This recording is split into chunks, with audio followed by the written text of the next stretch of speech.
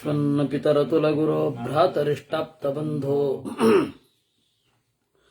ಸ್ವಾಮಿನ್ ಸರ್ವಾಂತರಾತ್ಮನ್ನ ಜರಜರಯಿತರ್ಜನ್ಮ ಮೃತ್ಯಾಮಯಾನಾಂ ಗೋವಿಂದೇ ದೇಹಿ ಭಕ್ತಿಂ ಭವತಿ ಚ ಭಗವನ್ನೂರ್ಜಿತಾಂ ನಿರ್ನಿಮಿತ್ತಾಂ ನಿರ್ವ್ಯಾಜಾಂ ನಿಶ್ಚಲಾಂ ಸದ್ಗುಣಗಣಬೃಹತೀಂ ಶಾಶ್ವತೀಮಾಶುದೇವ ನಾರಾಯಣಂ ನಮಸ್ಕೃತ್ಯ ನರಂ ಚೈವ ನರೋತ್ತಮಂ ದೇವೀಂ ಸರಸ್ವತೀಂ ವ್ಯಾಸಂ ತಥೋ ಜಯಮುದೀರಯೇ ವಿಜಾನತಾಂ ಅವಿತ್ತಸ್ಯ ಮಧ್ವಸ್ಯ ಜಗತಿ ಗುರೋಃ ಪೂರ್ವಾಚಾರ್ಯಮಹಿಷ್ಠಾನಾಂ ಇಯಂ ಪ್ರಣತಿಮಾಲಿಕಾ.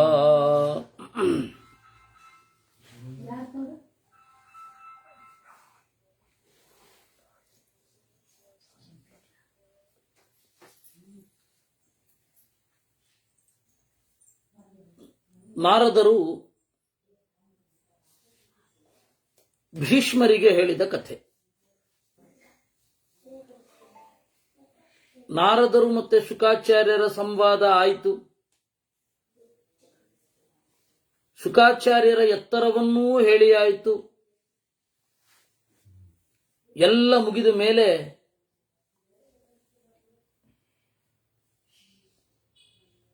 ಶುಕಾಚಾರ್ಯರು ಯಾವ ರೀತಿ ಅವರ ವೈಭವ ಏನು ಅನ್ನೋದನ್ನ ಹೇಳಿ ಸದಾಶಿವನೇ ಬಂದು ವೇದವ್ಯಾಸರಿಗೆ ಸಮಾಧಾನ ಮಾಡೋದು ಇದು ಆಯಿತು. ಈಗ ಮುಕ್ತಿಯ ಬಗ್ಗೆ ಪ್ರಶ್ನೆ ಕೇಳಿದ ಧರ್ಮರಾಜ. ಮುಕ್ತಿ ಅಂದ್ರೆ ಏನು, ಹೇಗಿರುತ್ತೆ ಇತ್ಯಾದಿಗಳ ಬಗ್ಗೆ. ಅದಕ್ಕೆ ಅವರು ಹೇಳಿದ್ರು, ಭೀಷ್ಮಾಚಾರ್ಯರು, ನಾನು ನಿನಗೊಂದು ಕಥೆ ಹೇಳ್ತೇನೆ. ನಾನು ನಾರದರ ಬಳಿ ಕೇಳಿದೆ ಶಂತನು ಇದ್ದಾಗ. ಆಗ ನಾರದರು ಏನು ಹೇಳಿದ್ರು ಅನ್ನೋದನ್ನ ಇಲ್ಲಿ ಹೇಳ್ತಾ ಇದ್ದಾರೆ. ಉಪರಿಚರ ವಸು ಅಂತ ಒಬ್ಬ ರಾಜ ಇದ್ದ. ಆ ಉಪರಿಚರ ವಸು ಆಖಂಡಲ ಸಮಃ, ಇಂದ್ರನಿಗೆ ಸಮ, ಬಹಳ ಖ್ಯಾತ. ದೇವರ ವರ ಇತ್ತು ಉಪರಿಚರ ವಸುವಿಗೆ. ಪಂಚರಾತ್ರದ ಪ್ರಕಾರ ಅವನು ಪೂಜೆ ಮಾಡಿದ. ಬಹಳ ಮುಖ್ಯ. ಬಹಳ ಜನ ಪಂಚರಾತ್ರವನ್ನ ಪ್ರಮಾಣ ಅಂತ ಒಪ್ಪಲ್ಲ. ಪಂಚರಾತ್ರ ಏನು ಪುರಾಣನೂ ಪ್ರಮಾಣ ಅಂತ ಒಪ್ತಾ ಇಲ್ಲ ಈಗ. ಆದರೆ ಪಂಚರಾತ್ರ ಪ್ರಮಾಣ, ಪುರಾಣವೂ ಪ್ರಮಾಣ. ಅವನು ಚೆನ್ನಾಗಿ ಬದುಕ್ತಾ ಇದ್ದ. ಅಂತಹ ಉಪರಿಚರ ವಸುವಿನ ಕಥೆ ಏನಿದೆ ನಾವು ಇಲ್ಲಿ ತನಕ ಬಂದು ನಿಲ್ಲಿಸಿದ್ವಿ. ಅಲ್ಲಿಂದ ಮುಂದೆ ತಸ್ಯ ನಾರಾಯಣೇ ಭಕ್ತಿಂ ವಹತೋ ಮಿತ್ರಕರ್ಷಣ ಏಕಶಯ್ಯಾಸನಂ ಚಕ್ರಃ ದತ್ತವಾನ್ ದೇವರಾಟ್ ಸ್ವಯಂ. ಉಪರಿಚರ ವಸುವಿನ ಭಕ್ತಿಯನ್ನು ನೋಡಿ ಇಂದ್ರ ಸಮಾನ ಆಸನವನ್ನೇ ಕೊಟ್ಟ ಅಂತೆ. ಆತ್ಮರಾಜ್ಯಂ ಧನಂ ಚೈವ ಕಲತ್ರಂ ವಾಹನಾನಿ ಚ ಏತದ್ಭಾಗವತಂ ತರವಂ ಇತಿ ತತ್ಪ್ರೇಕ್ಷಿತಂ ಸದಾ. ತನ್ನ ರಾಜ್ಯ, ಧನ, ಹೆಂಡತಿ, ವಾಹನಗಳು ಎಲ್ಲವೂ ಕೂಡ ಪರಮಾತ್ಮನ ದಾಸರು ಅಂತ ಕಂಡ. ಆ ಎತ್ತರ ಜಗನ್ನಾಥದಾಸರು ಮಹಾತ್ಮರ ಬಗ್ಗೆ ಹೇಳ್ತಾ, ಸಜ್ಜನರು ಹೇಗಿರ್ತಾರೆ, ಭಾಗವತರು ಹೇಗಿರ್ತಾರೆ ಅಂತ ಹೇಳುವಾಗ, ಹೆಂಡಿರು ಮಕ್ಕಳು ಎಲ್ಲ ನಿನ್ನ ತೊಂಡರೆಂಬರು ಅಂತ. ಕಂಡ ಕಂಡಲ್ಲಿ ವಿಶ್ವರೂಪ ಕಾಂಬರೋ, ಉಂಡು ಉಣಿಸಿದ್ದೆಲ್ಲ ನಿನ್ನ ಯಜ್ಞವೆಂಬರೋ, ಬಂಡುಣಿ ಎಂದದಿ ನಿನ್ನ ನಾಮಾಮೃತವ ಸವಿವರೋ, ಹೆಂಡಿರು ಮಕ್ಕಳು ನಿನ್ನಯ ತೊಂಡರೆಂಬರೋ. ನಾನು ಮಾತ್ರ ದಾಸ ಅಲ್ಲ, ನನ್ನ ಹೆಂಡಿರು ಮಕ್ಕಳು ಎಲ್ಲರೂ ಸ್ವಾಮಿ ನಿನ್ನ ದಾಸರು ಅಂತ ಹೇಳಿ ಚಿಂತನೆ ಮಾಡೋದೇನಿದೆ ಅದು ಅತ್ಯಂತ ಪ್ರಾಚೀನವಾದದ್ದು. ಉಪರಿಚರ ವಸು ಹಾಗೆ ಮಾಡಿದ್ದ. ಆತ್ಮರಾಜ್ಯಂ ಧನಂ ಚೈವ ಕಳತ್ರಂ ವಾಹನಾನಿ ಚ ಏತದ್ ಭಾಗವತಂ ಸರ್ವಮಿತಿ ತತ್ಪ್ರೇಕ್ಷಿತಂ ಸದಾ ಕಾಮ್ಯ ನೈಮಿತ್ತಿಕಾಜಸ್ತ್ರಯಾಜ್ಞೀಯ ಪರಮಾಕ್ರಿಯಾ ಸರ್ವಾ ಸಾತ್ವತಮಾಸ್ಥಾಯ ವಿಧಿಂ ಚಕ್ರೇ ಸಮಾಹಿತಃ. ಕ್ರಿಯೆಗಳಲ್ಲಿ 3 ತರಹದ ಕ್ರಿಯೆ ಇದೆ. ಒಂದು ಕಾಮ್ಯಕರ್ಮ, ಯಾವುದೋ ಒಂದು ಬಯಕೆಯನ್ನು ಈಡೇರಿಸಿಕೊಳ್ಳಬೇಕು ಅಂತ ಮಾಡುವ ಕರ್ಮ ಕಾಮ್ಯಕರ್ಮ. ಯಾವುದೋ ಒಂದು ನಿಮಿತ್ತದಿಂದ ಬಂದ ಕರ್ಮ, ಸಂಕ್ರಾಂತಿ ನಿಮಿತ್ತವಾಗಿ ತರ್ಪಣ. ಹಾಗೆ ಈ ಯಾವುದೋ ಒಂದು ದಿನ ಅಂತ ಇರುತ್ತಲ್ಲ, ಅದರ ಸಲುವಾಗಿ ನೈಮಿತ್ತಿಕ. ಆಮೇಲೆ ನಿತ್ಯ, ಸಂಧ್ಯಾ ವಂದನೆ ಮೊದಲಾದವುಗಳೆಲ್ಲ ನಿತ್ಯ ಕ್ರಿಯೆ. 3 ಕ್ರಿಯೆ ಇರುತ್ತೆ. ನಿತ್ಯವೂ ಮಾಡಬೇಕಾದ ಕ್ರಿಯೆ, ಯಾವುದೋ ಒಂದು ವಿಶೇಷ ನಿಮಿತ್ತ ಇದ್ದಾಗ ಮಾತ್ರ ಮಾಡುವ ಕ್ರಿಯೆ, ನಮ್ಮ ಯಾವುದೋ ಬಯಕೆ ಈಡೇರಬೇಕು ಅಂತ ಹೇಳಿ ಆದ ಕ್ರಿಯೆ. ಹೀಗೆ 3 ಇರಬೇಕು, ಕಾಮ್ಯ ನೈಮಿತ್ತಿಕ ಅಜಸ್ರ. ಈ ಯಜ್ಞಗಳನ್ನ ಸರ್ವಾಹ ಸಾತ್ವತಮಾಸ್ಥಾಯ ಪಂಚರಾತ್ರದ ಒಂದು ವಿಧಾನದಲ್ಲಿ ಮಾಡಿದ. ಪಂಚರಾತ್ರ ವಿದೋ ಮುಖ್ಯಾಃ ತಸ್ಯ ಗೇಹೇ ಮಹಾತ್ಮನಃ ಪ್ರಾಪಣಂ ಭಗವದ್ಭುಕ್ತಂ ಭುಂಜತೆ ಚಾಗ್ರಭೋಜನಂ.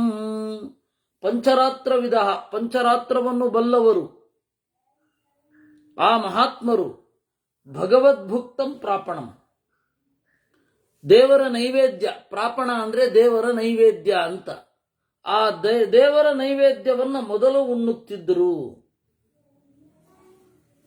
ಪ್ರಾಪಣ ಅಂತ ಹೇಳಿದ್ರೆ ದೇವರ ನೈವೇದ್ಯ. ಉಡುಪಿ ಮಠಗಳಲ್ಲಿ ಪ್ರಾಪಣ ಅಂದ್ರೆ ಸ್ವಾಮಿಗಳು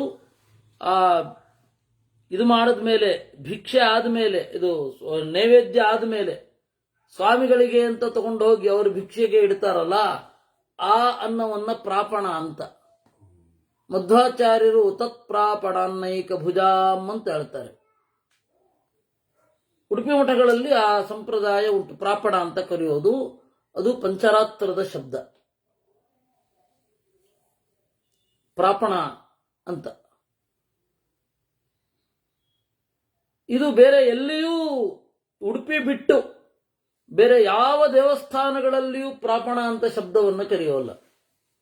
ಈವನ್ ನಾವು ಪಂಚರಾತ್ರವನ್ನು ಅನುಸರಿಸ್ತೇವೆ ಅಂತ ಹೇಳುವಂತಹ ಶ್ರೀವೈಷ್ಣವರು ಕೂಡ ಪ್ರಾಪಣ ಅಂತ ಅನ್ನಲ್ಲ.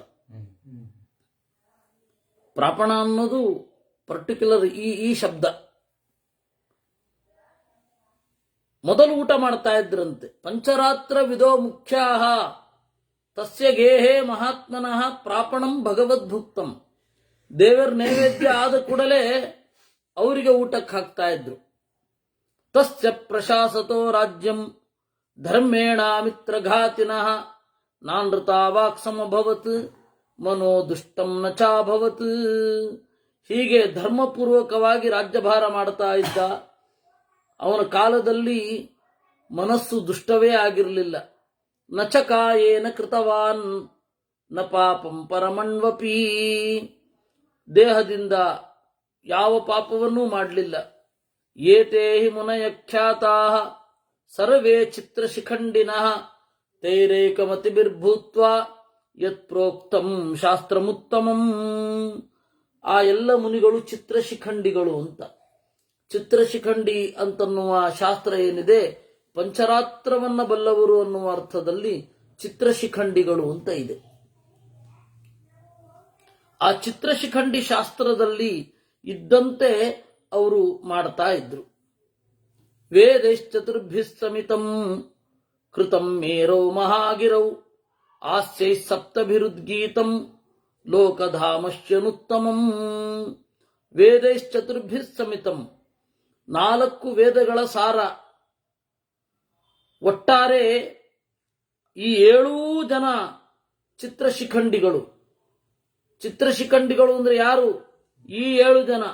ಯಾರು ಆ 7 ಜನ? ಮರೀಚಿ, ಅತ್ರಿ, ಅಂಗಿರಸ್, ಪುಲಸ್ತ್ಯ, ಪುಲಹ, ಕ್ರತು, ವಸಿಷ್ಠ ಅಂತ. ಅದರಿಂದಾಗಿ ಇವರೆಲ್ಲರೂ ಕೂಡ ಚಿತ್ರಶಿಖಂಡಿಗಳು ಅಂತ. ಸಪ್ತ ಪ್ರಕೃತಯೋ ಹೇತಾ ತಥಾ ಸ್ವಯಂಭುವೋಷ್ಟಮಃ. ಎಂಟನೇ ಯಾರು ಅಂತಂದ್ರೆ ಬ್ರಹ್ಮದೇವರು. ಸ್ವಯಂಭುವ ಅಷ್ಟಮಃ. ಏತಾಭಿರ್ಧಾರ್ಯತೆ ಲೋಕಃ ತಾಭ್ಯ ಶಾಸ್ತ್ರಂ ವಿನಿಸೃತಂ. ಇವರಿಂದ ಹೊರಟ ಶಾಸ್ತ್ರ ಪಂಚರಾತ್ರ. ಪಂಚರಾತ್ರ ಅಂತ ಹೇಳಿದ್ರೆ ಸಾಕ್ಷಾತ್ ನಾರಾಯಣ ಬರೆದದ್ದು ನಾವು ಹಿಂದೆ ನೋಡಿದ್ದೇವೆ. ಅದಾದ ಮೇಲೆ ಪಂಚರಾತ್ರಕ್ಕೆ ಮಹತ್ವವನ್ನೇ ಕೊಡಲಿಲ್ಲ. ಶಂಕರರು ಏನು ಹೇಳ್ತಾರೆ ಅಂದ್ರೆ ಪಂಚರಾತ್ರ ಅಪ್ರಮಾಣ ಅಂತಾರೆ.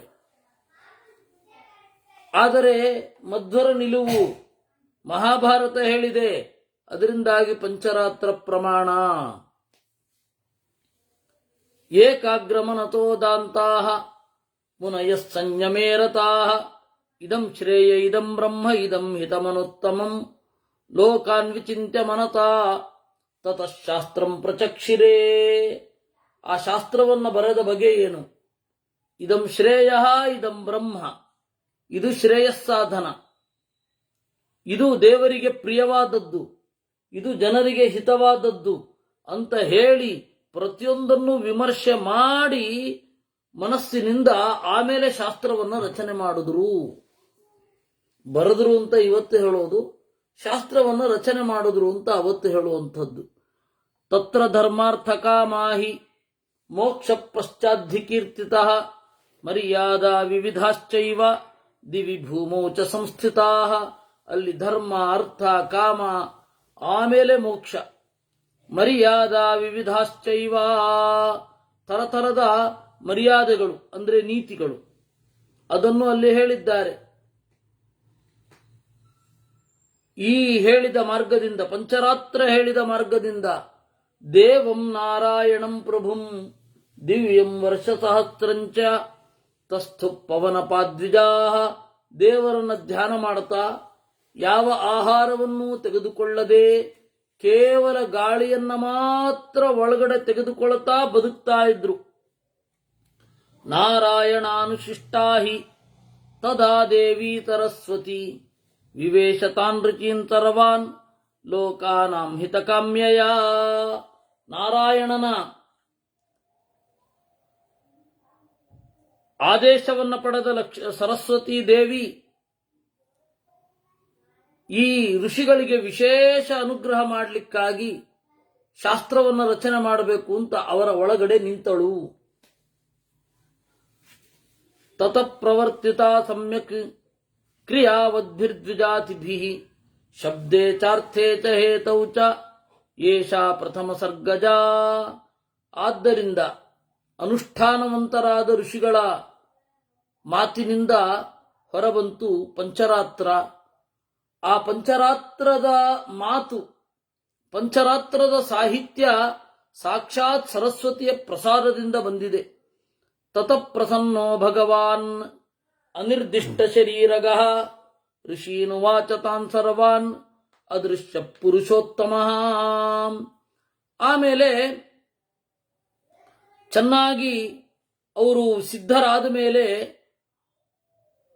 ಕರುಣಿಯಾದ ದೇವರು ಅವರೆಲ್ಲರಿಗೆ ಹೇಳಿದ, ಕಾಣಿಸಿಕೊಳ್ಳಲಿಲ್ಲ. ಅನಿರ್ದಿಷ್ಟ ಶರೀರಗಃ ಅದೃಶ್ಯ, ಎರಡು ಪದ. ಕಾಣಿಸ್ಕೊಳ್ಳಿಲ್ಲ, ದೇವರ ಧ್ವನಿ ಮಾತ್ರ ಕೇಳ್ತಾ ಇದೆ. ಏನು? ಕೃತಂ ಚತಸಹಸ್ರಂ ಹಿ ಶ್ಲೋಕಾನಾಮಿದಮುತ್ತಮಂ ಲೋಕತಂತ್ರಸ್ಯ ಕೃತ್ಸನಸ್ಯ ಯಸ್ಸಮಾತ್ ಧರ್ಮ ಪ್ರಪಚ್ಯತೆ. 1,00,000 ಶ್ಲೋಕಾತ್ಮಕವಾಗಿದೆ ಪಂಚರಾತ್ರ. ಪ್ರವೃತ್ತೌ ಚ ನಿವೃತ್ತೌ ಚ ಯೋನಿರೇತದ್ಭವಿಷ್ಯತಿ. ಕಾಮ್ಯ ಧರ್ಮ, ನಿಷ್ಕಾಮ ಧರ್ಮ ಯಾವ ರೀತಿ ಮಾಡಬೇಕು ಅಂತ ಹೇಳಿ ಇಲ್ಲಿ ಇದೆ. ಋಗ್ಯಜುಸ್ಸಾಮಭಿರ್ಜುಷ್ಟಂ ಅಥರ್ವಾಂಗಿ ರಸೈಸ್ತಥಾ ಯಥಾ ಪ್ರಮಾಣಂ ಚಮಯಾ ಕೃತೋ ಬ್ರಹ್ಮ ಪ್ರಸಾದಜಃ. ಋಗ್ವೇದ, ಯಜುರ್ವೇದ, ಸಾಮವೇದ, ಅಥರ್ವವೇದ ಈ 4 ವೇದಗಳ ಸಾರ ಪಂಚರಾತ್ರದಲ್ಲಿದೆ. ನಾನು ಈ ಋಗ್ವೇದ, ಯಜುರ್ವೇದ, ಸಾಮವೇದವನ್ನ ನಾನು ಕೊಟ್ಟದ್ದು ನನ್ನ ಮಗ ಬ್ರಹ್ಮನಿಗೆ. ಕೃತೋ ಬ್ರಹ್ಮ ಪ್ರಸಾದದ, ನನ್ನ ಅನುಗ್ರಹದಿಂದ ಹುಟ್ಟಿದವ ಬ್ರಹ್ಮದೇವ. ರುದ್ರಶ್ಚ ಕ್ರೋಧಜೋ ವಿಪ್ರಾಹ ಯೂಯಂ ಪ್ರಕೃತಯಸ್ತಥಾ, ನನ್ನ ಸಿಟ್ಟಿನಿಂದ ಹುಟ್ಟಿದವ ಸದಾಶಿವ. ನೀವು ಎಲ್ಲರೂ ಕೂಡ ಇಡೀ ಜಗತ್ತಿನ ಪ್ರಕೃತಿ ಏನಿದೆ ಅದು ಹುಟ್ಟಿದ್ದು ನನ್ನ ಸಿಟ್ಟು ಮೊದಲಾದವುಗಳಿಂದ. ಅಂತಹ ನಾನು ನಿಮಗೆ ಪ್ರಮಾಣ ಅಂತ ಕೊಡ್ತಾ ಇರುವ ಗ್ರಂಥ ಪಂಚರಾತ್ರ. ಇಷ್ಟು ಮಹತ್ವ ಇದೆ ಪಂಚರಾತ್ರಕ್ಕೆ. ಆದರೆ ಅವರ ಶಂಕರರು ಭಾಷ್ಯದಲ್ಲಿ ಉತ್ಪತ್ತಿ ಸಂಭವಾತ್ ಅಂತ ಹೇಳಿ ಒಂದು ಸೂತ್ರ ಇದೆ. ಆ ಸೂತ್ರಕ್ಕೆ ವ್ಯಾಖ್ಯಾನ ಮಾಡ್ತಾ ಶಂಕರರು ಹೇಳ್ತಾರೆ ಪಂಚರಾತ್ರ ಪ್ರಮಾಣವಲ್ಲ. ಹೌದಾ, ಮತ್ತು ಪ್ರಮಾಣ ಅಂತ ಹಿಂದಿನವರೆಲ್ಲ ತಗೊಂಡಿದಾರಲ್ಲ ಅಂದ್ರೆ, ಇಲ್ಲ 3-4 ವಾಕ್ಯ ಮಾತ್ರ ಪ್ರಮಾಣ ಅಲ್ಲ, ಉಳಿದಿದ್ದೆಲ್ಲ ಪ್ರಮಾಣ ಅಂತ. ನಮಗೆ ಏನಾಗಿದೆ ಅಂದ್ರೆ ಸಮಸ್ಯೆ, ಯಾವುದೇ ಗ್ರಂಥಗಳನ್ನ ಮೂಲ ಅಟೆಂಡ್ ಮಾಡಿದಾಗ ಅದು ಗೊತ್ತಾಗೋದೇ ಬೇರೆ. ಟೀಕೆ ಟಿಪ್ಪಣಿಗಳೇ ನಮ್ಮನ್ನ ದಾರಿ ತಪ್ಪಿಸ್ತವೆ. ಮೂಲವನ್ನೇ ನೋಡಿದ್ರೆ ಅದರ ಮಿತಿ ಏನು, ಅದು ಏನು, ಹೇಗೆ ಅನ್ನೋದು ಗೊತ್ತಾಗುತ್ತೆ. ಅದು ಎಲ್ಲರಿಗೂ ಸಮಾನ. ಸೂರ್ಯ ಚಂದ್ರಮತೌ ಚಾತ್ರ ಭೂಮಿರಾಪೋಗ್ನಿರೇವ ಚ ಸರ್ವೇ ಚ ನಕ್ಷತ್ರಗಣಾಃ ಯಚ್ಚ ಭೂತಾಭಿಶಬ್ದಿತಂ ಅಧಿಕಾರೇ ಚ ವರ್ತಂತೆ ಯಥಾ ಸ್ವಂ ಬ್ರಹ್ಮವಾದಿನಃ ಸರ್ವೇ ಪ್ರಮಾಣಂ ಹಿ ಯಥಾ ತಥಾ ತಚ್ಛಾಸ್ತ್ರಮುತ್ತಮಂ. ಸೂರ್ಯ, ಚಂದ್ರ, ಪೃಥಿವಿ, ಜಲಾಭಿಮಾನಿ, ಅಗ್ನಿ, ನಕ್ಷತ್ರಗಣಗಳು, ಎಲ್ಲ ಭೂತಗಳು. ಆ ಭೂತಗಳು ಯಾವನ್ನ ಹೇಗೆ ಬಳಸಬೇಕು, ಅದರ ಸ್ವರೂಪ ಏನು, ಆಮೇಲೆ ನಮ್ಮ ಕ್ರಿಯೆ ಏನು, ಇದಕ್ಕೆಲ್ಲದಕ್ಕೂ ಪ್ರಮಾಣ ಪಂಚರಾತ್ರ. ಮಧ್ವಾಚಾರ್ಯರು ಇನ್ನು ಮುಂದುವರೆದು ಹೇಳ್ತಾರೆ, ಪಂಚರಾತ್ರದ ಸಾರ ಸಂಗ್ರಹವೇ ಗೀತೆ ಅಂತಾರೆ 4ನೇ ಅಧ್ಯಾಯದ ಆರಂಭದಲ್ಲಿ. ಭವಿಷ್ಯತಿ ಪ್ರಮಾಣಂ ವೈ ಏತನ್ಮದನುಚಾತನಂ ಅಸ್ಮಾತ್ ಪ್ರವಕ್ಷ್ಯತೆ ಧರ್ಮಾನ್ ಮನುಸ್ವಾಯಂಭುವ ಸ್ವಯಂ. ಇನ್ನು ಧರ್ಮಶಾಸ್ತ್ರಕಾರರು ಅಂತ ಯಾರಿದ್ದಾರೆ, ಮೊದಲಿರುವವರು ಮನುಸ್ಮೃತಿ ಇದೆ. ಆ ಮನುಸ್ಮೃತಿಯ ಏನೊಂದು ನೀತಿಗಳಿದೆ, ಅದಕ್ಕೆ ಮೂಲ ಇರೋದು ಪಂಚರಾತ್ರ. ಅಂದ್ರೆ ಅವನ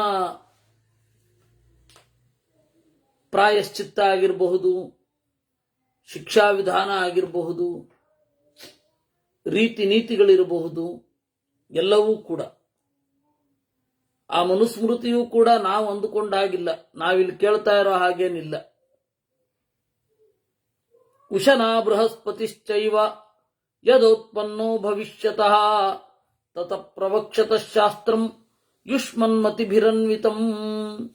ಇನ್ನು ನಿಮಗಿಂತ ಕಿರಿಯರಾದ ಉಶನ ಅಂತಂದ್ರೆ ಶುಕ್ರಾಚಾರ್ಯರು, ಬೃಹಸ್ಪತಿ ಅಂತ ಹೇಳಿದ್ರೆ ಬೃಹಸ್ಪತಿ, ಅವರಿಬ್ಬರು ಹುಟ್ಟಿ ಮತ್ತೆ ಈ ಶಾಸ್ತ್ರವನ್ನ ನಿಮ್ಮ ಮುಂದೆ ಹೇಳುತ್ತಾರೆ.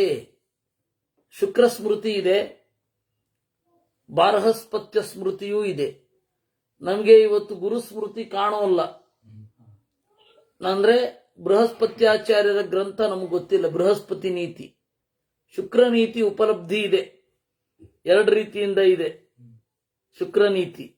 ಒಂದು ರಾಜರ ವಿಚಾರದಲ್ಲಿ, ಇನ್ನೊಂದು ಹೆಚ್ಚು ಈ ಸಿವಿಲ್ ಸೂಟ್ ಅಂತ ಹೇಳ್ತಾರಲ್ಲ, ಕ್ರಿಮಿನಲ್ ಅಲ್ಲದ ಕೋರ್ಟ್, ಸಾಲ ಬಡ್ಡಿ ಎಷ್ಟು ಹಾಕಬೇಕು, ಯಾವ ಸಂದರ್ಭದಲ್ಲಿ ಹೇಗೆ ಬಡ್ಡಿ ಇರಬೇಕು, ಅಗ್ರಿಮೆಂಟ್ ಹೇಗಾಗಬೇಕು ಇತ್ಯಾದಿಗಳನ್ನ ಕುರಿತಾದ ವಿಸ್ತಾರವಾದ ವಿವರಣೆ ಶುಕ್ರಾಚಾರ್ಯರ ನೀತಿಯಲ್ಲಿದೆ.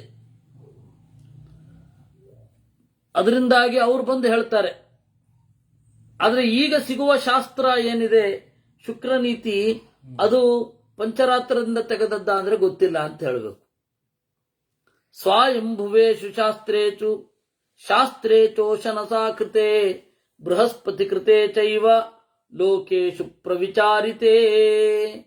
ನೀವು ಈ ಎಲ್ಲ ಶಾಸ್ತ್ರಗಳು ಇದ್ದಾಗ ನಿಮ್ಮ ಎದುರುಗಡೆಯಲ್ಲಿ ಉಪರಿಚರ ವಸು ಸ್ವೀಕಾರ ಮಾಡ್ತಾನೆ. ಅವನು ಲೋಕದಲ್ಲಿ ಪ್ರವರ್ತಕ.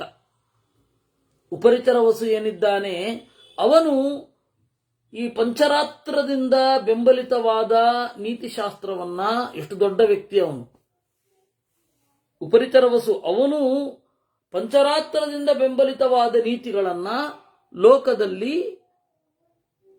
ಬೀಜಕ್ಷೇಪ ಮಾಡ್ತಾನೆ, ಅದರ ಪ್ರಕಾರ ಆಡಳಿತ ನಡೆಸ್ತಾನೆ.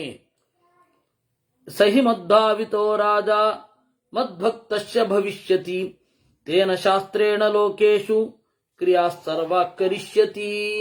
ಇದು ಉಪರಿಚರ ವಸುವಿಗೆ ನನ್ನ ಅನುಗ್ರಹ. ಇದು ಎಲ್ಲ ಶಾಸ್ತ್ರಗಳ ಸಾರ.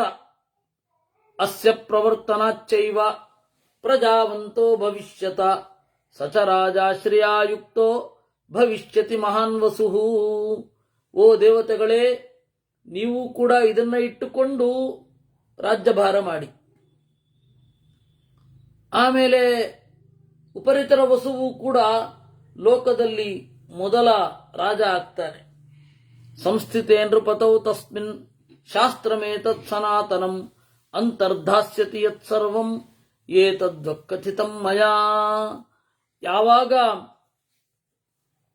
ಬ್ರಹ್ಮದೇವರು ಅವನು ದೇಹವನ್ನು ತ್ಯಾಗ ಮಾಡ್ತಾನೆ ಉಪರಿತರ ವಸು, ಆಮೇಲೆ ಈ ಶಾಸ್ತ್ರ ಕಣ್ಮರೆಯಾಗತ್ತೆ. ಅದರಿಂದಾಗಿ ಕೃಷ್ಣ ಗೀತೆಯಲ್ಲಿ ಏನು ಹೇಳಿದ್ದಾನೆ,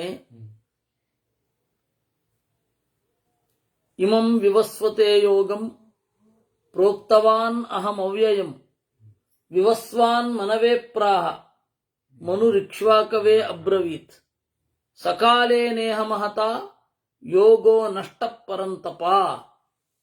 ಪರಂಪರಾಗತವಾಗಿ ಬಂದ ಈ ಶಾಸ್ತ್ರ ಕಣ್ಮರೆಯಾಗಿದೆ, ಅದರಿಂದಾಗಿ ಅದನ್ನೇ ನಾನು ನಿನಗೆ ಹೇಳ್ತಾ ಇದ್ದೇನೆ ಅಂತ ಕೃಷ್ಣ ಹೇಳ್ತಾನೆ ಅರ್ಜುನನಿಗೆ. ಅದಿಲ್ಲಿದೆ, ನರಹರಿ ತೀರ್ಥರು ಅವರ ಗೀತಾ ವ್ಯಾಖ್ಯಾನದಲ್ಲಿ ಇದನ್ನ ವಿಸ್ತಾರವಾಗಿ ಬರೆದಿದ್ದಾರೆ. ದೇವರು ಯಾವಾಗ ಕೊಟ್ಟ ಸೂರ್ಯನಿಗೆ, ಸೂರ್ಯ ಮನುವಿಗೆ ಯಾವಾಗ ಹೇಳಿದ, ಅದನ್ನೆಲ್ಲ ಮಹಾಭಾರತದ ಶಾಂತಿ ಪರ್ವದ ಉಲ್ಲೇಖದಲ್ಲಿಯೇ ಅವರು ಬರೆದಿದ್ದಾರೆ. ಯಾರು? ನರಹರಿ ತೀರ್ಥರು. ಏತಾವದುಕ್ತ್ವಾ ವಚನಂ. ಆಮೇಲೆ ಎಲ್ಲರೂ ಕೂಡ ದೇವತೆಗಳು, ವಸುಗಳು, ಹಾಗೆ ಲೋಕ ಮುಂದುವರಿತು. ಉತ್ಪನ್ನೇ ಅಂಗಿರಸೇ ಚೈವ ಯುಗೆ ಪ್ರಥಮ ಕಲ್ಪಿತೆ ಸಾಂಖ್ಯೋಪನಿಷದಂ ಶಾಸ್ತ್ರಂ ಸ್ಥಾಪಯಿತ್ವಾ ಬೃಹಸ್ಪತವು. ಅದರಂತೆ ಬೃಹಸ್ಪತ್ಯಾಚಾರ್ಯರು, ಶುಕ್ರಾಚಾರ್ಯರು ನೀತಿಶಾಸ್ತ್ರವನ್ನು ಜಗತ್ತಿನಲ್ಲಿ ಇಟ್ಟರು. ಅವರು ಹೇಳಿದ್ರಿಂದಲೇನೆ ಲೋಕ ಪ್ರವೃತ್ತವಾಗ್ತಾ ಇದೆ ಅನ್ನುವಲ್ಲಿಗೆ 322ನೆಯ ಅಧ್ಯಾಯ. ತತೋತೀತೆ ಮಹಾಕಲ್ಪೆ ಉತ್ಪನ್ನೆ ಅಂಗಿರಸಸ್ಸುತೆ ಬಭೂವುರ್ಮುದಿತಾ ದೇವಾ ತದಾ ದೇವಪುರೋಹಿತೇ. ಆಮೇಲೆ ಅಂಗಿರೋ ಋಷಿಗಳಿಂದ ಬೃಹಸ್ಪತ್ಯಾಚಾರ್ಯರು ಹುಟ್ಟಿದರು. ದೇವತೆಗಳಿಗೆಲ್ಲ ಖುಷಿಯಾಯಿತು. ಬೃಹತ್ ಅಂತಂದ್ರೆ ಹಿರಿಯ ಅಂತ, ದೇವರು ಅಂತನೂ ಅರ್ಥ ಇದೆ. ಅದರಿಂದ ಕೂಡಿಕೊಂಡಿದ್ದಾನೆ. ಹಾಗೆ ಯಾರಿಗೆ ವಿದ್ಯೆ ಬೇಕೋ ಅವರ ಒಡೆಯ ಬೃಹಸ್ಪತಿ ಅಂತ ಹೇಳಿ ಅವನಿಗೆ ಹೆಸರಿಟ್ರು. ತಸ್ಯ ಶಿಷ್ಯೋ ಬಭೂವಾಗ್ರೆ ರಾಜೋ ಪರಿಚರೋ ವಸುಹು ಅಧೀತವಾನಸ್ತದಾಚಾಸ್ತ್ರಂ ಸಮ್ಯಕ್ ಚಿತ್ರಶಿಖಂಡಿಜಂ. ಅಂತಹ ಬೃಹಸ್ಪತ್ಯಾಚಾರ್ಯರ ಶಿಷ್ಯ ಉಪರಿಚರ ವಸು. ಅವನು ಚೆನ್ನಾಗಿ ಅಭ್ಯಾಸ ಮಾಡಿದ. ಸರಾಜಾಭಾವಿತ ಪೂರ್ವಂ ದೈವೇನ ವಿಧಿನಾ ನೃಪಃ ಪಾಲಯಾಮಾಸ ಪೃಥಿವೀಂ ದಿವಮಾ ಖಂಡಲೋ ಯಥಾ. ಅವನೇನು ಮಾಡಿದ, ಬಹಳ ಹಿಂದೆ ಚೆನ್ನಾಗಿ ರಾಜ್ಯಭಾರ ಮಾಡಿದ, ಯಜ್ಞವನ್ನ ಮಾಡಿದ. ಅಶ್ವಮೇಧ ಶುರು ಆಯಿತು. ಬೃಹಸ್ಪತಿ ರೂಪಾಧ್ಯಾಯ. ಪುರೋಹಿತರು ಯಾರು ಅಂದ್ರೆ ಬೃಹಸ್ಪತಿ. ಧನುಷಾಕ್ಷೋಥರೈಭ್ಯಶ್ಚ ತ್ವರ್ವಾವಸು ಪರಾವಸು ಋಷಿರ್ಮಾಯಾತಿಥಿಶ್ಚೈವ ತಾಂಡ್ಯಶ್ಚೈವ ಮಹಾನ್ ಋಷಿ. ಧನುಷಾಕ್ಷ ಅಂತ ಒಬ್ಬ ಋಷಿ. ಇವನ ಹೆಸರೇ ಯಾರು ಕೇಳಿರ್ಲಿಕ್ಕಿಲ್ಲ. ಧನುಷಾಕ್ಷ ಅಂತ, ರೈಭ್ಯ, ಅರ್ವಾವಸು, ಪರಾವಸು, ಆಮೇಲೆ ಮಾಯಾತಿಥಿ ಅಂತ ಒಬ್ಬ ಋಷಿ, ತಾಂಡ್ಯ ಅಂತ ಒಬ್ಬ ಋಷಿ.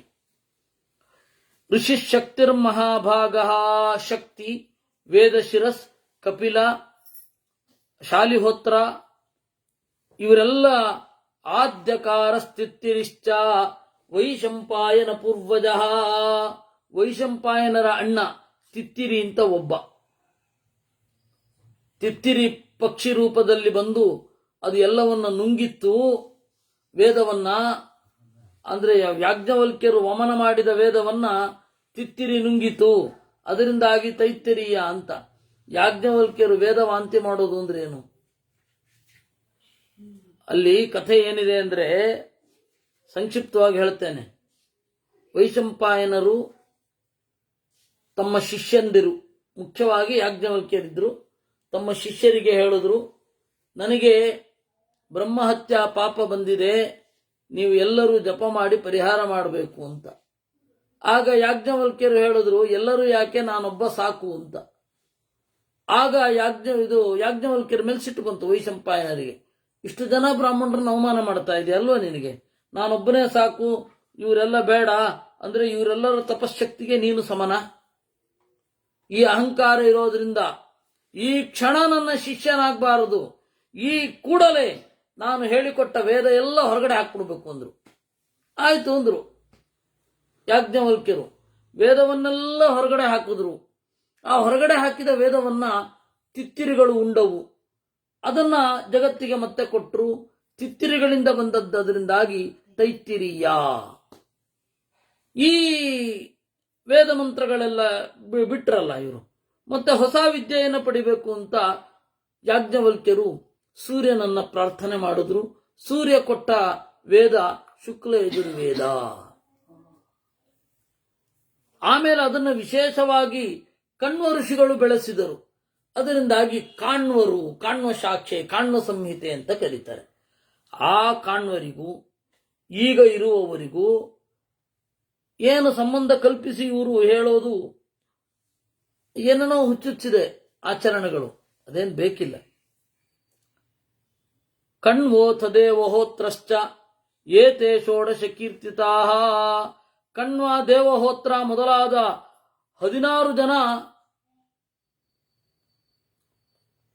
ಯಾಜ್ಞವಲ್ಕ್ಯರ ಶಿಷ್ಯರು. ಏಕತ, ದ್ವಿತ, ತ್ರಿತ ಅಂತ 3 ಜನ ಋಷಿಗಳು. ಸಂಭೃತಾ ಸರ್ವಸಂಭಾರಾ ತಸ್ಮಿನ್ ರಾಜ್ಞೋ ಮಹಾಕ್ರತೌ ನ ತತ್ರ ಪಶಿಘಾತೋ ಭೂತ್ ಸ ರಾಜ ವಿಸ್ಮಿತೋಷಭೂತ್. ಅಲ್ಲಿ ಪಶುಘಾತ ಇಲ್ವೇ ಇಲ್ಲ, ಪಶುಗಳನ್ನು ಬಲಿ ಕೊಡ್ಲೇ ಇಲ್ಲ. ರಾಜನಿಗೆ ಆಶ್ಚರ್ಯ ಆಗೋಯ್ತು. ಬಲಿ ಕೊಡದೇ ಇರುವಂತದ್ದು ಯಾವುದು ಅಂತ ಹೇಳಿದ್ರೆ ಆರಣ್ಯಕ, ಅಂದ್ರೆ ವಾನಪ್ರಸ್ಥರು ಮಾಡುವ ಯಾಗದಲ್ಲಿ ಬಲಿ ಇಲ್ಲ. ಊರಿನಲ್ಲಿ ಕ್ಷತ್ರಿಯ ಗೃಹಸ್ಥರು ಮಾಡುವಂತಹ ಯಜ್ಞಕ್ಕೆ ಬಲಿ ಇದೆ. ನಾನು ಮಾಡಿಸ್ತಾ ಇರೋದು ರಾಜ, ಉಪರಿಚರ ವಸು, ನನ್ನ ಯಜ್ಞದಲ್ಲಿ ಯಾಕೆ ಬಲಿ ಇಲ್ಲ ಅಂತ. ಅಹಿಂಸಾರತಿರಕ್ಷುದ್ರೋ ನಿರಾಶಿ ಕರ್ಮ ಸಂಸ್ಥಿತ ಆರಣ್ಯಕ ಪದೋದ್ಗೀತಾ ಭಾಗಾಸ್ತತ್ರ ಪ್ರಕಲ್ಪಿತಾ. ಆರಣ್ಯಕ ಪದೋದ್ಗೀತಾ, ಆರಣ್ಯಕದಲ್ಲಿ ಹೇಳಿದಂತೆ ಯಾಗವನ್ನ ಮಾಡಿದ್ದು. ಯಾವುದೇ ಯಾಗ, ಯಾವುದೇ ಪೂಜೆ ಬಹಳ ವಿಧಾನಗಳಿರ್ತವೆ, ಆಯ್ತಾ. ಒಂದೇ ತರಹ ಪೂಜೆ ಅಂತ ಹೇಳಲಿಕ್ಕೆ ನಾವೇನು ಪಶ್ಚಿಮಕ್ಕೆ ತಿರುಗಿದವರ? ಅದರಿಂದಾಗಿ ಒಂದೇ ತರಹ ಪೂಜೆ ಅಲ್ಲ, ಬಹಳ ತರಹದ ಪೂಜೆಗಳಿದೆ. ಮಧ್ವಾಚಾರ್ಯರು ಹೇಳ್ತಾರೆ, ತಂತ್ರ ಮಾರ್ಗಾಸ್ತು ಹರಿಣಾ ಅಸಂಖ್ಯಾ ಕೀರ್ತಿತ ಅಪಿ ತೇ ಸ್ವಯಂ ಸುಗಮೋ ಮಾರ್ಗ ಸುಫಲಶ್ಚಾನುತಿಷ್ಠತಾಂ ಅಂತ. ತಂತ್ರ ಮಾರ್ಗ ಸಾವಿರಾರಿದೆ, ಅದರಲ್ಲಿ ಕೆಲವು ಸುಲಭವಾದದ್ದನ್ನು ಇಲ್ಲಿ ಹೇಳ್ತಾ ಇದ್ದೇನೆ ಅಂತ ಹೇಳ್ತಾರೆ. ಆಮೇಲೆ ಇದೇ ತರಹದ ಪೂಜೆ ಮಾಡಬೇಕು ಅಂತ ರಿಸ್ಟ್ರಿಕ್ಷನ್ ಇಲ್ಲ ಅಂತ ಹೇಳಿ ಗೀತಾ ಭಾಷ್ಯ, ಗೀತಾ ತಾತ್ಪರ್ಯದ 18ನೇ ಅಧ್ಯಾಯದಲ್ಲಿ ಆಚಾರ್ಯರು ಹೇಳ್ತಾರೆ. ಒಬ್ಬ ಪುರುಷ ಸೂಕ್ತದಿಂದ ಪೂಜೆ ಮಾಡಬಹುದು, ಬೇರೆ ಬೇರೆ ತರಹದಿಂದ ಪೂಜೆ ಮಾಡಬಹುದು, ಪುರಾಣದ ಮಂತ್ರಗಳಿಂದಲೂ ಪೂಜೆ ಮಾಡಬಹುದು. ಕೆಲವೊಂದು ಕ್ರಿಯೆ ಸಮಾನವಾಗಿರುತ್ತೆ, ಕೆಲವೊಂದು ಕ್ರಿಯೆ ಅಸಾಧಾರಣವಾಗಿರುತ್ತೆ ಅಂತ. ಅದರಿಂದಾಗಿ ಎಲ್ಲಕ್ಕೂ ಕೂಡ ಸ್ವಾತಂತ್ರ್ಯ ಇದೆ. ಆ ಸ್ವಾತಂತ್ರ್ಯ ಅದನ್ನು ಅರ್ಥ ಮಾಡಿಕೊಂಡು ಅದರ ಒಂದು ಚೌಕಟ್ಟನ್ನು ಮೀರದೇ ಹೋಗಬೇಕು, ಅದು ಸ್ವಾತಂತ್ರ್ಯ ಇದೆ ಅಂತ ಹೇಳ್ತಾರೆ. ಅದರಿಂದಾಗಿ ಇದು ಆರಣ್ಯಕ ವಿಧಾನ. ಅಷ್ಟು ಹೊತ್ತಿಗೆ ದೇವರು ಪ್ರೀತನಾಗಿ ಕಂಡನಂತೆ. ಸ್ವಯಂ ಭಾಗಮುಪಾಘ್ರಾಯ ಪುರೋಡಾಚಂ ಗೃಹೀತವಾನ್. ದೇವರು ಬಂದದ್ದು ಗೊತ್ತಾಯಿತು.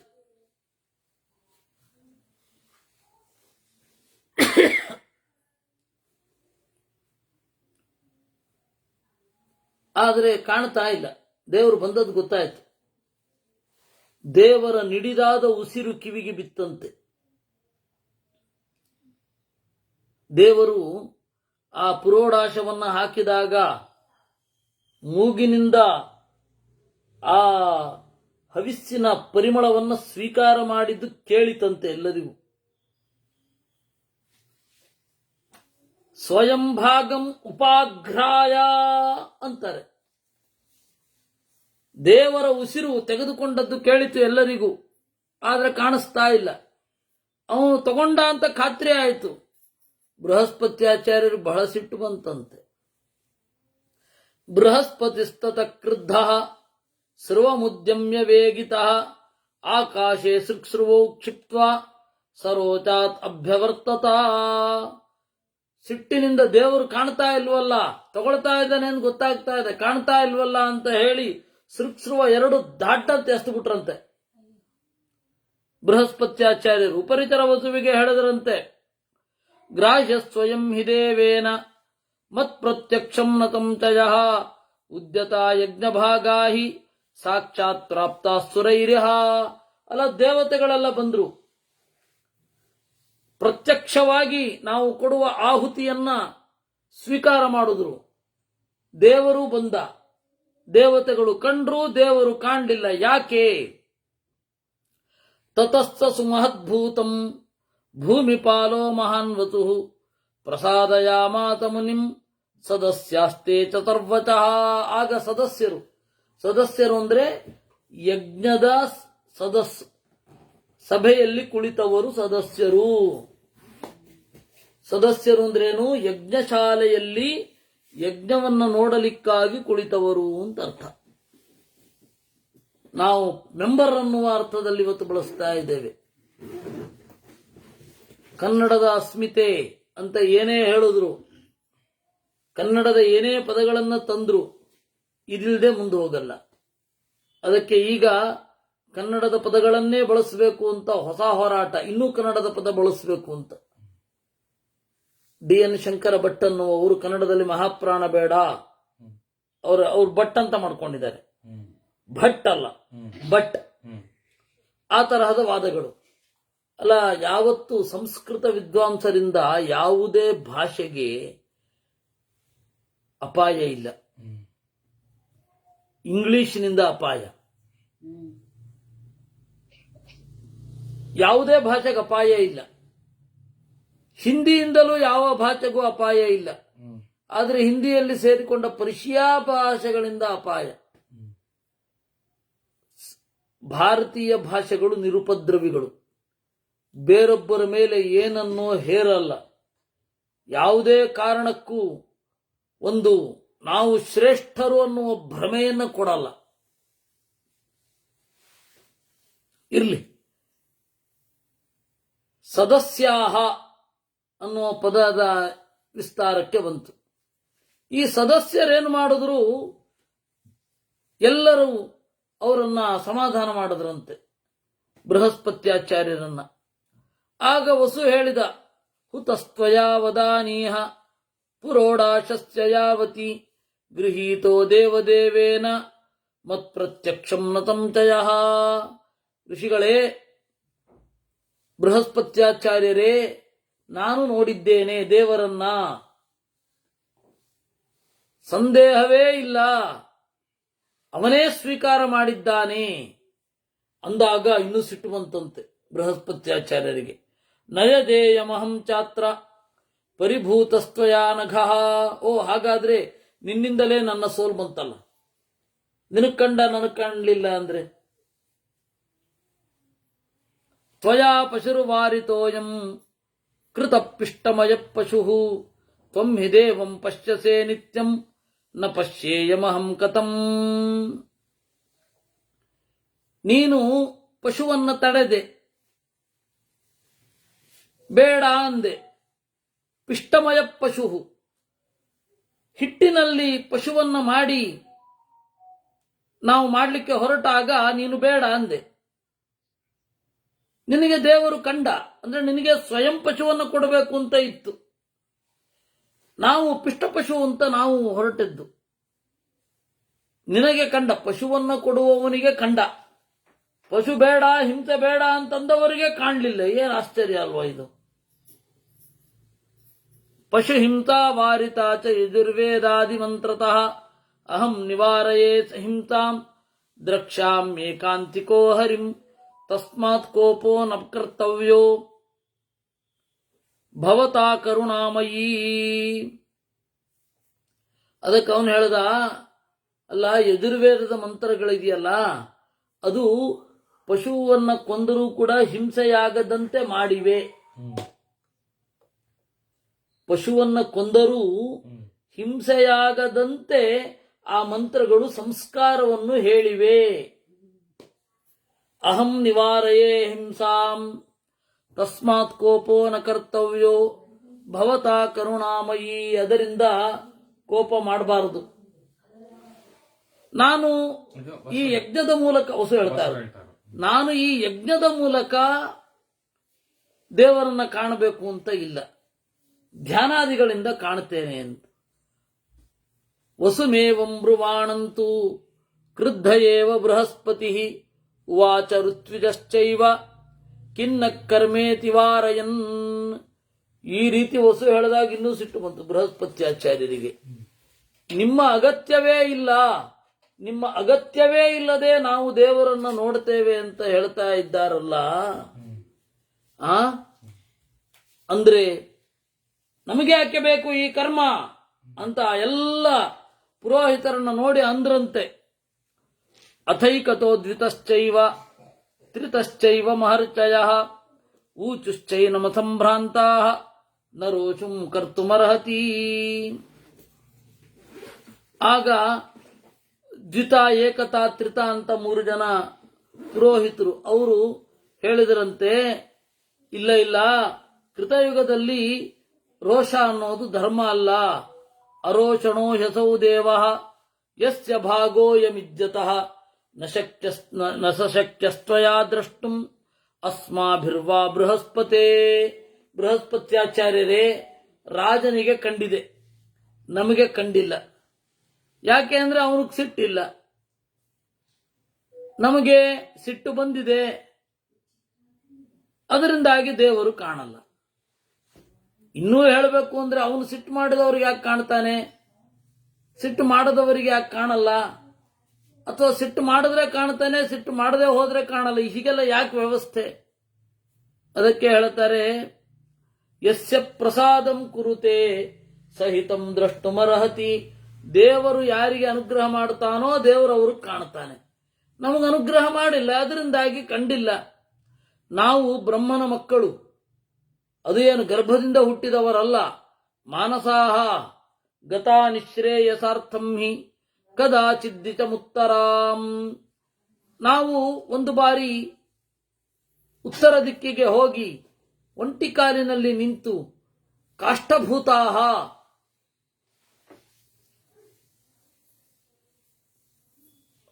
ಮೋಟು ಮರದ ಹಾಗೆ ಅಲುಗದೆ ನಿಂತು ತಪಹಂ ಗೈದೆವು.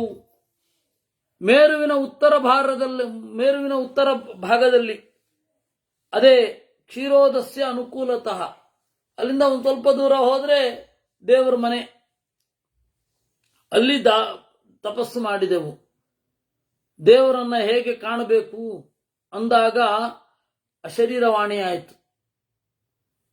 ಸುತಪ್ತಂ ವಸ್ತಪೋಕ್ಷ ವಿಪ್ರಾಹ ಪ್ರಸನ್ನೇನ ಅಂತರಾತ್ಮನ ಯೂಯಂ ಜಿಜ್ಞಾತವೋ ಭೂತ್ವಾ ಕಥಂ ದ್ರಕ್ಷತಂ ಪ್ರಭುಂ. ಎಲೈ ಬ್ರಾಹ್ಮಣರೇ, ನೀವು ಚೆನ್ನಾಗಿ ತಪಸ್ಸನ್ನು ಮಾಡಿದ್ದೀರಾ, ಆದರೆ ನಿಮಗೊಂದು ಜಿಜ್ಞಾಸೆ ಇದೆ, ಇಷ್ಟು ತಪಸ್ ಮಾಡಿದ್ರೂ ದೇವರನ್ನ ಯಾಕೆ ನೋಡ್ತಾ ಇಲ್ಲ ಅಂತ. ಕ್ಷೀರ ಸಮುದ್ರದ ಉತ್ತರ ಭಾಗದಲ್ಲಿ ಶ್ವೇತದ್ವೀಪ ಅಂತ ಇದೆ. ಅಲ್ಲಿ ನಾರಾಯಣ ಭಕ್ತರು, ಏಕಾಂತ ಭಕ್ತಿಗಳೆಲ್ಲ ಅಲ್ಲಿದ್ದಾರೆ. ತೇ ಸಹಸ್ರಾರ್ಚಿಷಂ ದೇವಂ ಪ್ರವಿಶಂತಿ ಸನಾತನಂ.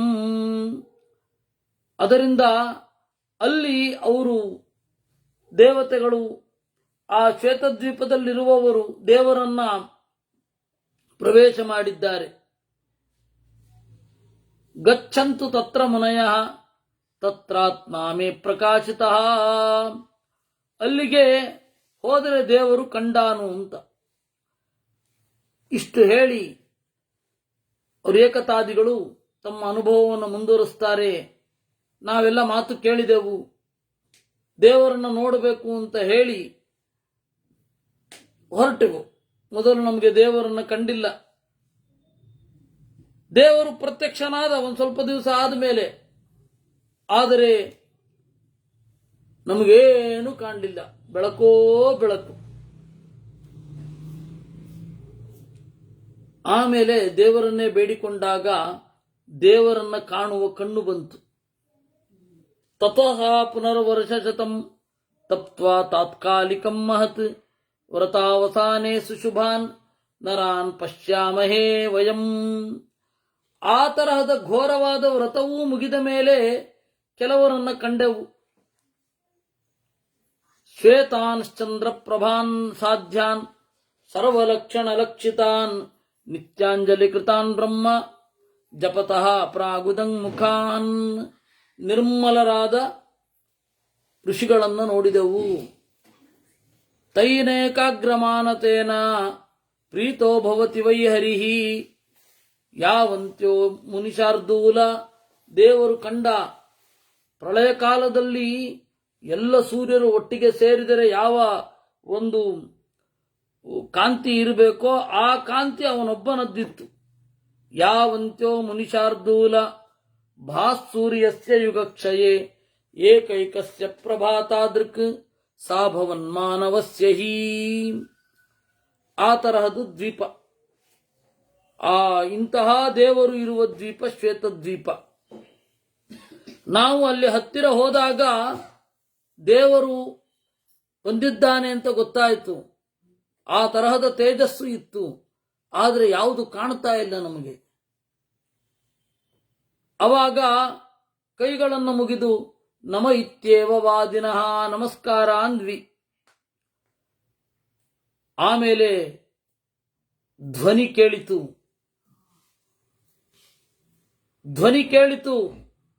ಏಕಸ್ತು ವಿತತಃ ಶಬ್ದಃ ಶ್ರುತೋಸ್ಮಾಭಿರುದೀರಿತಃ ಆಕಾಶಂ ಪೂರಯಂತರ್ವಂ ಶಿಕ್ಷಾಕ್ಷರ ಸಮನ್ವಿತಃ. ಒಂದು ಶಬ್ದ ಕೇಳಿತು.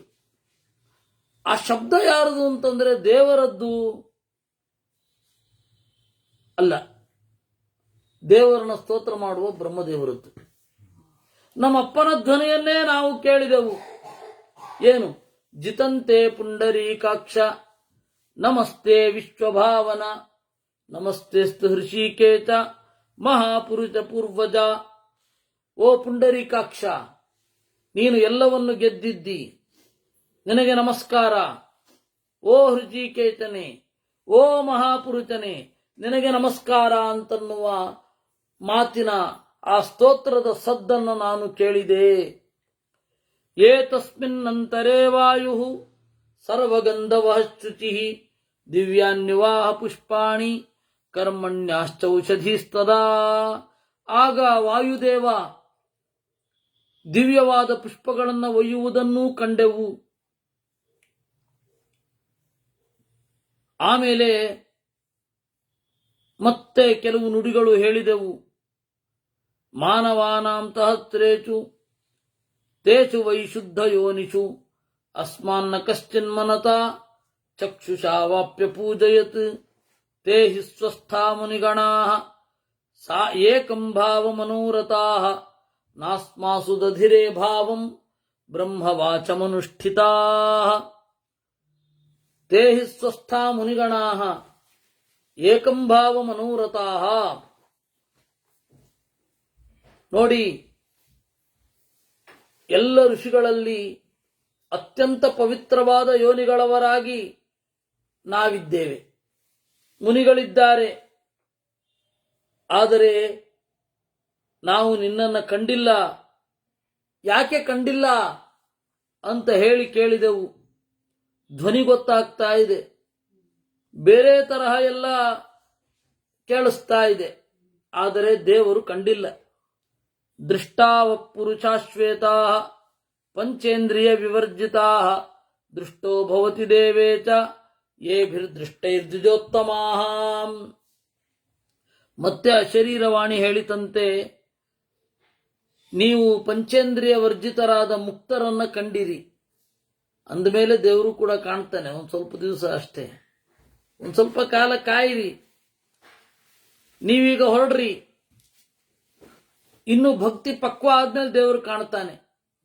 ಕಾಮಂ ಕಾಲೇನ ಮಹತಾ ಏಕಾಂತಿತ್ವಂ ತಮಾಸ್ಥಿತೈ ಶಕ್ಯೋ ದ್ರಷ್ಟುಂ ಸ ಭಗವಾನ್ ಪ್ರಭಾಮಂಡಲ ದುರ್ದೃಚಃ. ನೀವೀಗ ಏನು ಕಂಡಿದ್ದೀರಾ ಅದು ನಿಮ್ಮ ನಿಮ್ಮ ಭಕ್ತಿಯ ಪಕ್ವತೆಗೆ ಅನುಗುಣವಾಗಿ ಕಂಡಿದ್ದೀರಾ. ಪ್ರಭೆ ಕಂಡಿದೆ. ಇವಾಗ ಸೂರ್ಯನನ್ನ ಮಧ್ಯಾಹ್ನ ನೋಡಿದ್ರೆ ಪ್ರಭೆ ಕಾಣುತ್ತೆ, ಆ ಒಳಗಡೆ ಆಕಾರ ಕಾಣೋಲ್ಲ. ಹಾಗೆ ದೇವರ ಪ್ರಭೆಯನ್ನು ಅನುಭವಿಸಿದ್ದೀರಾ ಅಂದ್ರೆ ಚೆನ್ನಾಗಿ ಇದೆ ಅಂತಾನೆ ಆಯ್ತು ನಿಮ್ಮ ಬಲ, ನಿಮ್ಮ ತಪಸ್ಸು. ಏಕಾಂತ ಭಕ್ತರಾದ ಮೇಲೂ ಕೂಡ ಬಹಳ ಕಾಲ ಕಳೆದ ಮೇಲೆ ದೇವರು ತೋರೋದು. ಇತಕೃತ ಯುಗೇತೀತೆ ವಿಪರ್ಯಾತಂ ಗತೆ ಪಿತಾ ವೈವಸ್ವತೆಂತರೆ ಪ್ರಾಪ್ತೆ ತ್ರೇತಾಯುಗೆ ಪುನಃ ಸುರಾಣಾಂ ಕಾರ್ಯಸಿದ್ಧ್ಯರ್ಥಂ ಸಹಾಯಾವ ಭವಿಷ್ಯತ. ಈ ಮನ್ವಂತರದಲ್ಲಿ ಅಲ್ಲ, ವೈವಸ್ವತ ಮನ್ವಂತರದಲ್ಲಿ ದೇವತೆಗಳ ಕಾರ್ಯಸಿದ್ಧಿ ನಿಮ್ಮಿಂದ ಆಗತ್ತೆ ಅಂತಂದ್ರು. ಈ ಮಾತನ್ನ ನಾವು ಕೇಳಿದೆವು, ಸರಿಯಾದ ಜಾರಿಗೆ ಬಂದೆವು ಅಂತ ಹೇಳಿದೆವು. ನೋಡಿ, ನಾವು ಅಲ್ಲಿಯ ತನಕ ಹೋಗಿ ದೇವರನ್ನ ಕಾಣಲಿಲ್ಲ, ಆದರೆ ದೇವರನ್ನ ಅನುಭವಿಸಿದೆವು. ಹೀಗಿರುವಾಗ ವಸಿಷ್ಠರೇ, ನಿಮಗೆ ಕಾಣಬೇಕು ಅಂತಂದ್ರೆ ಇದೇ ತರಹದ ಯಾವುದೋ ಒಂದು ಅರ್ಹತೆ ಕ್ರಮೇಣ ಬರಬೇಕಾಗಿದೆ ಅಂತ ಕಾಣುತ್ತೆ. ನೀವು ಮುಂದೆ ಕಾಣ್ತೀರಾ ಅಂತ ಸಮಾಧಾನ ಮಾಡಿದರು. ಅನುನೀತ ಸದಸ್ಯೈಶ್ಚ ಬೃಹಸ್ಪತಿರುದಾರಧೀಹಿ ಸಮಾಪ್ಯ ಚ ತಥೋ ಯಜ್ಞಂ ದೇವಂ ತಂ ಸಮಪೂಜಯತ್. ಆಮೇಲೆ ಅವರೆಲ್ಲರ ಒಂದು ಸಮಾಧಾನ ಮಾಡಿದ್ದರಿಂದ ಬೃಹಸ್ಪತ್ಯಾಚಾರ್ಯರು ಯಜ್ಞವನ್ನು ಮುಗಿಸಿ ದೇವರನ್ನು ಪೂಜಿಸಿದರು. ಸಮಾಪ್ತ ಯಜ್ಞೋ ರಾಜರಚಿ ಪ್ರಜಾಂ ಪಾಲಿತವಾನ್ವತು. ಆಮೇಲೆ ಈ ತರಹದ ದಿವ್ಯವಾದ ದೇವರ ದರ್ಶನವನ್ನು ಪಡೆದ ಉಪರಿಚರ ವಸು ಚೆನ್ನಾಗಿ ರಾಜ್ಯಪಾಲನೆ ಮಾಡಿದ. ಒಂದು ದಿವಸ ಬ್ರಾಹ್ಮಣರ ಶಾಪದಿಂದ ಭೂಮಿಗೆ ಬಿದ್ದುಬಿಟ್ಟ. ಅದರಿಂದಲೂ ಪಾತಾಳಕ್ಕೆ ಹೋಗಬೇಕಾಯಿತು. ಅಂತರ್ಭೂಮಿಗತಶ್ಚೈವ ಸತತಂ ಧರ್ಮವತ್ಸಲಃ ನಾರಾಯಣ ಪರೋ ಭೂತ್ವಾ ನಾರಾಯಣ ಪದಂ ಜಪನ್. ಆಮೇಲೆ ನಾರಾಯಣ ಅಷ್ಟಾಕ್ಷರ ಮಂತ್ರವನ್ನು ಜಪ ಮಾಡುತ್ತಾ ಮತ್ತೆ ಎತ್ತರಕ್ಕೆ ಏರಿದ. ಆಮೇಲೆ ಬ್ರಹ್ಮದೇವರ ಲೋಕಕ್ಕೆ ಹೋದ. ಇದು ಉಪರಿಚರ ವಸುವಿನ ಕಥೆ. ಪಂಚರಾತ್ರವನ್ನು ಅನುಸರಿಸಿದ ನಾರಾಯಣನ ಭಕ್ತ ಎಷ್ಟು ಎತ್ತರಕ್ಕೆ ಏರ್ತಾನೆ ಅಂತನ್ಲಿಕ್ಕೆ ದೊಡ್ಡ ಉದಾಹರಣೆ ಉಪರಿಚರ ವಸು ಅನ್ನುವಲ್ಲಿಗೆ 323. ಅಲ್ಲಿಂದ ಮುಂದುವರಿತಾರೆ. ಅಲ್ಲ, ಉಪರಿಚರ ವಸು ಯಾಕೆ ಜಾರಿದ ಅದನ್ನು ಹೇಳಿ. ಎಂತಹ ಎತ್ತರದಲ್ಲಿದ್ದ, ಅವನ ಹೆಸರೇ ಉಪರಿಚರ, ಮೇಲ್ಗಡೆ ಓಡಾಡುವವನು, ಕೇವಲ ಭೂಮಿಯಲ್ಲಿ ಬಿದ್ದಿದ್ದಲ್ಲ, ಭೂಮಿ ಒಳಗಡೆ ಹೊಟ್ಟೋದ. ಯಾಕೆ ಅದು ಅಂತ ಹೇಳಿದಾಗ ಆ ಕಥೆಯನ್ನ ಭೀಷ್ಮಾಚಾರ್ಯರು ನಾಳೆ ಹೇಳ್ತಾರೆ. ಕೃಷ್ಣಾರ್ಪಣ.